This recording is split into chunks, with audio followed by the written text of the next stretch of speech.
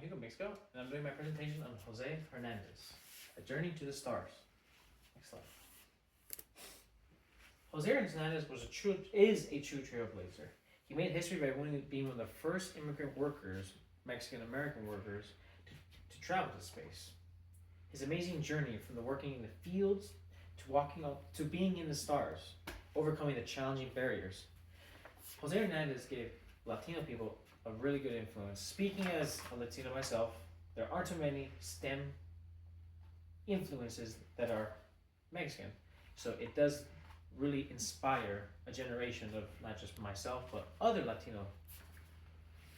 All right, next slide. Field of Dreams. Jose Hernandez was born August 7, 1962 in French Cap, California. Both his parents were Mexican immigrants working in the fields. Hard times. Hernandez and his family had to travel frequently from California and Mexico, but these weren't vacations. He's quoted as saying, even in this article, some kids might think it would be fun to travel like that, but we had to work. It wasn't vacation. Hernandez was constantly working, going back and forth. School was super unstable.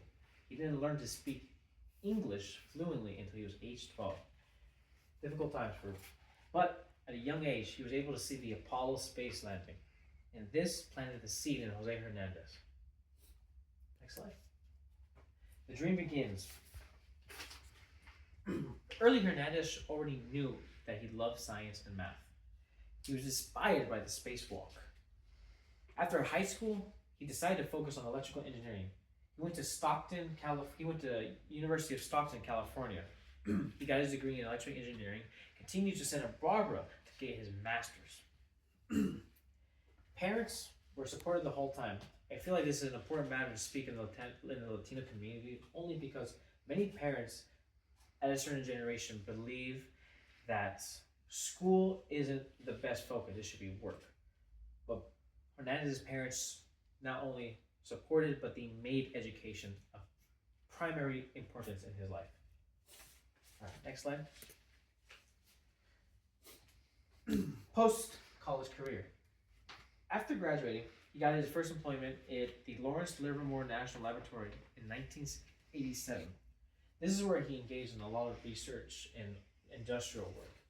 He finally worked with some commercial partners, and he was able to actually create the full field digital mammography. This is helping to detect early stages of breast cancer. It's an amazing thing, and he found much success. Though he was finding success in the private industry, his dream still was not away. He still slept on it, and he still thought about it. Next slide. Finally, the dream realized. Rejection. Some people don't take it well. It's hard. You fail, you give up. Now Jose Hernandez, he applied for 12 straight years, getting rejected, but he persevered. Again, it speaks to the resilience that Hernandez learned at a young age, being a Mexican immigrant worker. Next slide. Living the dream. Again, 12 years.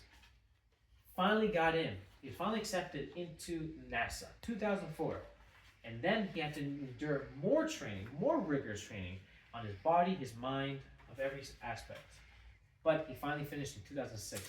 And he went up first on a mission to the STS-128, where he oversaw about 18,000 pounds of material to the ISS.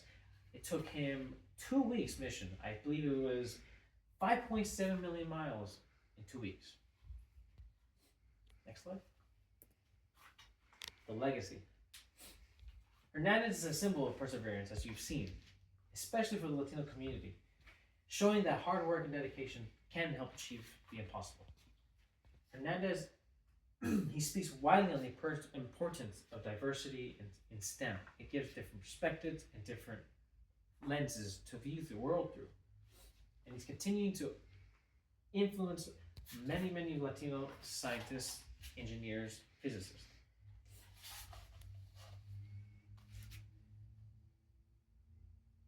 Next. Conclusion. We're just going to reiterate of his journey from working in the fields to being in space.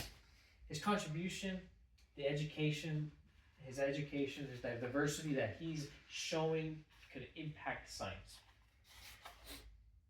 Again, he's a pioneer and inspiration to many people, not just Latinos, but people of color of any sort of Central American.